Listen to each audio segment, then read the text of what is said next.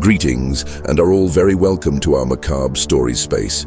Before we start, I ask you not to forget to leave the like and, if not yet enrolled, now subscribe to being part of this community. Without further delay, turn off the lights. September 16th, 1999 was a day that became unforgettable in my life. After all these years in silence, I decided that finally, the time has come to share this experience. That day, I had come home after an exhausting turn at work and needed immediate rest. The first thing I did was take a hot shower. As soon as I lay down, I fell asleep in a matter of seconds. I can't say how long it happened, but I was awakened by an insistent touch of the phone. I was so tired that I didn't answer and just took the hook, back to sleep. At some point I woke up in a state of panic, as if it came out of an endless nightmare. Confused, I looked at the clock and it was 2:22. I realized that it was all a bad dream. I decided to calm down and try to sleep again, but I couldn't. I got up with the idea of preparing a tea, but even before I got out of bed, I replaced the phone on the hook and he played again immediately. That was unusual. So late, or early. Who would call? Tired, I answered.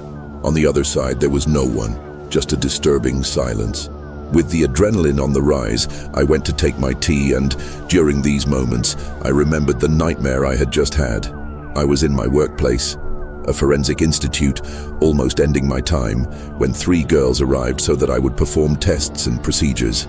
Every year working there, having seen shocking cases, no body or situation had tormented me in dreams like that. It looked like a trance, as if that memory wanted to give me some message. I tried to forget, but it was no use. Shortly thereafter, the phone rang again. This time, it was my coordinator's hasty voice, begging me to return to the institute immediately because I needed help. Although my shift was closed a few hours ago, I agreed to return. As soon as I arrived, he explained that the responsible coroners, Dr. Renato, had had a personal emergency and could not attend. He himself needed to hurry. He handed me the reports with the pending cases and left, leaving me alone. I checked what I was doing and then I went to check the files. By sitting on the couch to analyze everything, I felt such an abnormal cold that for a moment, I thought it was inside one of the body's cooling rooms. I went to check out the air conditioner, but everything seemed in order. The only strange detail was the presence of 3 bodies already arranged on the tables, all belonging to minors. Perhaps a tragic accident at school or something domestic. I didn't know yet. When I removed the sheet that covered the first body, I recognized the face of one of the girls in my nightmare. I felt a deep fear. The first reaction was to think I was still sleeping, but I was well awake, aware of every detail around me. With no alternative, I raised the covers of the other 2. They were the same girls as the dream. I even thought in a coincidence, but it was indicated that it was something beyond a simple chance. Even with the growing dread, I needed to do my job. I dived into the reports and found that they had been found together at home, victims of a brutal crime. From the wounds, the use of a sharp weapon was confirmed, and each had marks of more than a dozen blows in the chest and abdomen region. The horror of the report has momentarily replaced my fear with a bitter outrage at such cruelty to such young beings. I did what I owed. I prepared and organized the bodies for the final process. At 1 p.m., I had already completed everything and warned the coordinator to arrange the girls' withdrawal. Exhausted, I returned to the office and ended up sleeping on the couch. When I woke up hours later, I was surprised that they had not yet come to pick them up. I went looking for my boss, who had already returned, resting in his room. I asked him why the girls were still there, but all I received was the evasive answer that I didn't worry me because soon someone would collect them. That sounded uncomfortable, but I attributed to his always mysterious way. I returned to the bodies room to review the final report. As I walked down the hall, I felt a heavy mood in the air, almost oppressive. Upon entering, I found something terrible. The bodies, which were once on the stretchers, now lay upside down on the floor. The scene was unbearable to face himself. There was no sign that anyone had entered and done that. Disturbed, raised them again and replaced each one in their place. I decided to leave, but when I was at the door, a crash behind me made me rotate my body instinctively. One of the corpses had fallen again, but now it was in an even scarier position, sitting, arms crossed and slightly erected head, as if alive. The dead gaze pointed to me, a whitish void. I felt paralyzed. The only thing that happened was a sudden noise at the entrance, like a blow to the main door. It made me lose my balance and fall, so my body reacted and crawled toward the exit. As I opened the door, I ran into my coordinator next to a woman with sunglasses, holding a handkerchief. When I pointed back, wanting to show the bizarre scene, the bodies were all covered and resting on the tables as before. My superior held me by the arm and apologized to the woman, who looked upset but not shocked. She said she wanted to see her daughters one last time. He discovered their faces, and I noticed the coldness of that woman, who barely shaken when she stared at the disfigured girls. At the end, he dried his supposed tears again, but I couldn't see any drop coming under those glasses. Before leaving, he signaled my boss, removed something from his wallet and discreetly passed him. When I allowed me to leave and go to rest too, I understood that I shouldn't ask more questions. The days passed. No one appeared to complain or fetch the girls' bodies. They ended up buried without ceremony. He didn't understand anything that was happening until one night I had a dream. The 3 girls appeared before me, wrapped in a white cloak, and signaled me to approach. They said they had been killed by the stepmother, that same woman, and that she would never be punished by the authorities. But they themselves planned to make it pay, but for that, they needed to be all together. I woke up, not exactly frightened, but deeply sad. Sometime later, the body of a woman run over in the surroundingness of where the young women had been found. I immediately recognized they were the same features as the stepmother, which I wore sunglasses. When reading the paperwork, I confirmed the identity. I understood what I had to do. I changed her corpse for another similar-looking woman, but she was completely disfigured. I sent this woman's real body to the same ditch where the 3 girls lay so that they could do what they promised in my dream. No one has ever suspected the replacement, and even if it is not a happy ending, I felt that something fair had occurred for those 3 terrified small souls. Now I want to share one of the most striking experiences I lived at the Institute. Among my colleagues, there are stories of haunting and strange occurrences, but I had never seen anything concrete myself until that moment. I always worked day by day, but I had to cover the night shift of a friend who had family complications. I had worked at night other times, but never alone, and the deep silence of the dawn seemed even greater in that duty.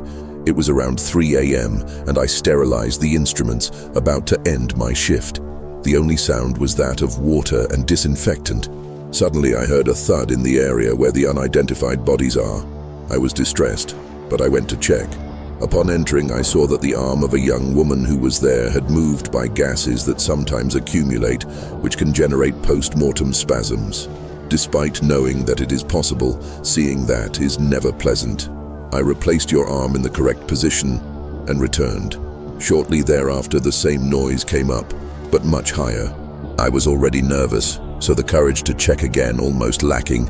In the living room, the girl's arm now hung out of the table completely, revealing a deep injury to her chest. I tried to get closer, but I sweated to sweat. I needed to do something, but there was no one else around. Including me. On his sewn face, I had the impression of hearing a whisper escaping through the lips. I had closed myself carefully.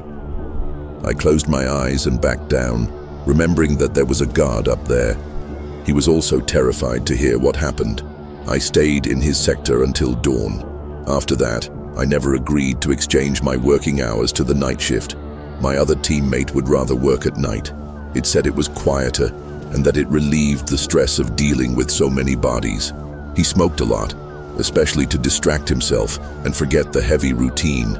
Once, on an intense rain night, he decided to stay a few minutes at the side entrance, where he rarely passed. As he smoked, he noticed the presence of an elderly gentleman by his side. The man ordered a cigarette with a hoarse voice, and my colleague realized that he was almost soaked, wearing thin clothes, no coat. With pity, he gave him a cigarette and even offered fire, continuing to smoke beside him in silence.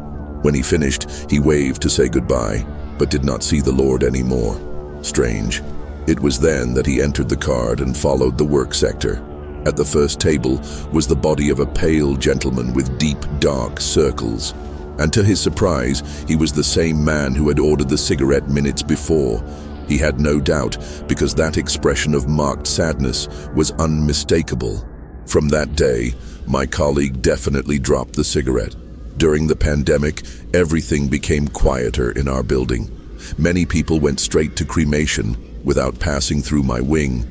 But on a calm day, I stood the instruments. Suddenly, I noticed that some tweezers were not where I had left. I thought I was forgotten, but I realized that as soon as I dropped something in one place, it appeared in another. I decided to sprinkle some talcum powder on the floor in the area where the items are gone, to make sure it was not just my imagination. I continued my service listening to music on the headphones. At one point, I saw a small shadow crossing the side of my field of view. I went back and found nothing but tiny footprints on the talcum powder, as if they were as a child. Not knowing what to do, I returned to my post. I took the headphones and heard children's laughs. A chill traveled my whole body. I followed the sound until it reached the door of a tank, which was in the dark. The laughs ceased the same time that I spotted something that looked like two eyes watching me at the bottom of the room.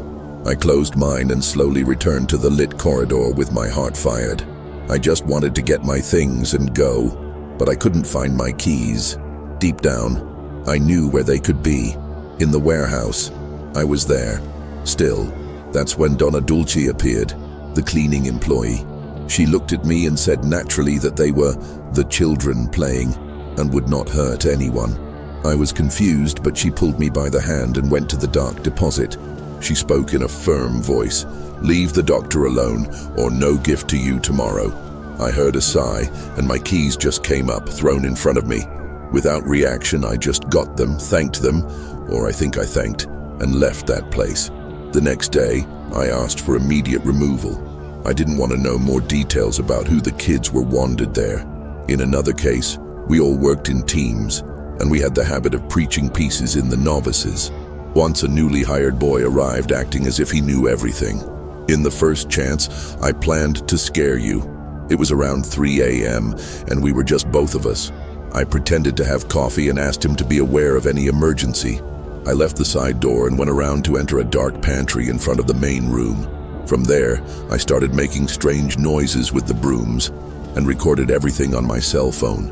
As soon as he appeared at the door, lit the light and took a great fright as he saw me, but in recognizing me, it seemed to try to relax.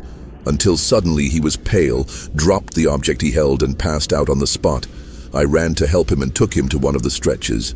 After about 10 minutes, he recovered his senses, still trembling. I asked what had happened, and desperately he said he had seen a gigantic, dark mass behind me in the pantry.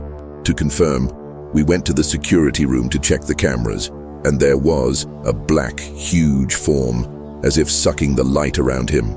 I felt my legs weaken. The next day, the novice did not appear, and the entire team decided to end the games of this type. It was evident that it was whatever. I wanted to impose us respect, making it clear that there was no place for inconsequential jokes. I thank each one who was with us until the end of this account. Remember to strengthen the channel with your like and, if not subscribed to, be part of our community. Thank you very much, and until the next video.